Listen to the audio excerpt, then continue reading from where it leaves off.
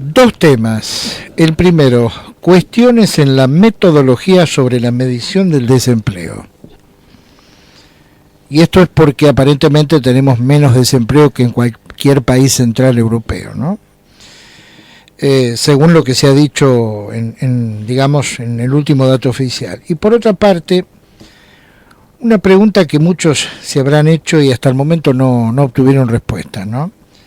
¿Por qué los impuestos son siempre por tiempo determinado, motivo por el cual siempre necesitan prorrogarse? Dos temas que van a ser desenvueltos por nuestro columnista económico, el doctor Luis Ray. La economía es la ciencia social que estudia cómo las familias, empresas y gobiernos organizan los recursos disponibles que suelen ser escasos para satisfacer las diferentes necesidades y así tener un mayor bienestar. Para eso, en el Primero de la Mañana contamos con el doctor Luis Ray, economista. ¿Qué tal, doctor? Bienvenido, buena jornada. Buen día, Claudio. ¿Cómo está Analía? Bien. Dos temas súper interesantes, lo escuchamos con mucha atención. Bien, son dos metodologías que pueden llegar a interpretaciones muy distintas, por lo tanto hay que estar atento a las mismas. La primera de ellas se trata sobre la medición del desempleo abierto. En cuanto a este tema, el desempleo abierto es una relación, es un cociente que mide y que publica periódicamente el INDEC, y acá en la actualidad está en torno al 7%, resulta de un cociente que tiene en el numerador a la cantidad de trabajadores desempleados, de acuerdo a lo que surge en una encuesta realizada en 31 aglomerados urbanos del país. Y en el denominador la población económicamente activa, o sea, aquella población que tiene edad para trabajar de acuerdo a la legislación del país, y que en estos momentos está en 13,5 millones. Lo importante es la estimación del numerador, o sea, la cantidad de trabajadores desempleados. O sea, el encuestador el trabajador, la persona tiene que ser una persona que pertenece a la población económicamente activa, y se le hacen dos preguntas. La primera es, ¿usted tiene trabajo? Y entonces, para comenzar a estar dentro de la estadística, esta persona le tiene que decir que no tiene trabajo. Y luego viene la segunda pregunta, que es clave. La segunda pregunta es, ¿usted estuvo buscando activamente trabajo en la última semana? Y entonces, si esta persona que está desempleada le responde que sí, que estuvo buscando trabajo activamente en esta semana, se lo computa como desempleado. Y acá viene el tema. Si esa persona que pertenece a la población económicamente activa no tiene trabajo, le responde que no estuvo buscando activamente trabajo en la última semana, entonces no forma parte de la estadística. Se lo considera que voluntariamente no posee trabajo y obviamente no lo está buscando. O sea, se lo considera un desempleado voluntario. O sea que voluntariamente no quiere trabajar y por lo tanto no figura en la estadística del desempleo abierto. Porque directamente se lo considera que voluntariamente no quiere trabajar, cuando en realidad muchas veces este trabajador está desalentado de ir a buscar trabajo porque esa búsqueda resulta infructuosa. Y esto genera un efecto paradojal en el indicador.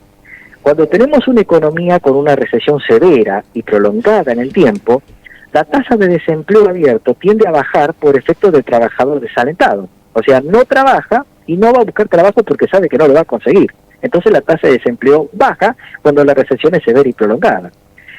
Y un efecto distinto, contrario, ocurre cuando una economía tras una recesión se comienza a reactivar, en donde puede observarse que la tasa de desempleo tiende a subir porque el trabajador comienza activamente a buscar empleo y comienza a formar parte de la estadística. Dato importante a tener en cuenta frente al desenvolvimiento futuro de la economía, con reactivaciones bastante modestas por lo que se espera para este año y el que viene, y el comportamiento de la tasa de desempleo que seguramente informará el INDEC.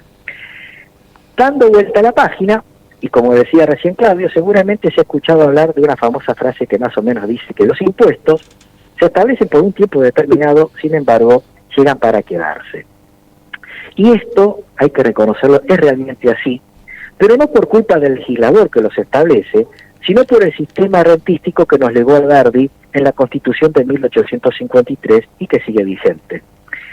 A decir verdad, al momento de dictarse la Constitución Nacional, 1 de mayo de 1853, Hay que tener en cuenta que habían dos países, la Confederación Argentina, con capital en Paraná, que es a la cual rigió esa constitución, pero también estaba el Estado de Buenos Aires, sobre el cual no recayó esta constitución, sino recién después de la unificación, después de la batalla de Pavón en 1861, la incorporación de Buenos Aires y la reforma constitucional para acoger a la provincia que estaba separada, ¿verdad? Por lo tanto, habían dos países y la Constitución regía para la Confederación, cuya capital era en Paraná. Pero también hay un dato importante. No había un sistema nacional de impuestos, simplemente Alberdi lo teorizó, lo plasmó en la Constitución, pero sin que tuviera una aplicación práctica. Habida cuenta que los ingresos fiscales en aquellas épocas se originaban en las rentas de la aduana y los derechos de exportación e importación, lo cual hacía muy vulnerable a las cuentas públicas en los casos de una recesión a nivel mundial o caída del comercio internacional. Es por eso que nuestro país, nuestro sistema tributario, se fue gestando, se fue desarrollando a caballo de las crisis económicas. Por ejemplo, los mal llamados impuestos internos, o CISAs, que son impuestos específicos a consumo, como pueden ser cigarrillos, bebidas alcohólicas, etcétera, fueron creados con motivo de la crisis de 1890. Por ejemplo, los primeros impuestos internos fueron a los naipes, a los cigarrillos, a las bebidas alcohólicas, y fueron precisamente los primeros impuestos coparticipables. O también tenemos el caso del viejo impuesto a los réditos, ley 11682, creado un 19 de enero de 1932 a instancias del ministro de Economía Pinedo, que se le ocurrió darle esa idea a José Félix Uriburu, y se creó en 1932, fue prorrogado numerosos años. El último periodo fiscal donde estuvo vigente fue el cerrado el 31 de diciembre de 1973, cuando fue reemplazado por el actualmente vigente impuesto a las ganancias a partir de los ejercicios fiscales del 1 de enero de 1974. Ahora bien, ¿por qué? Como en el caso citado, ciertos impuestos se crean por tiempo determinado.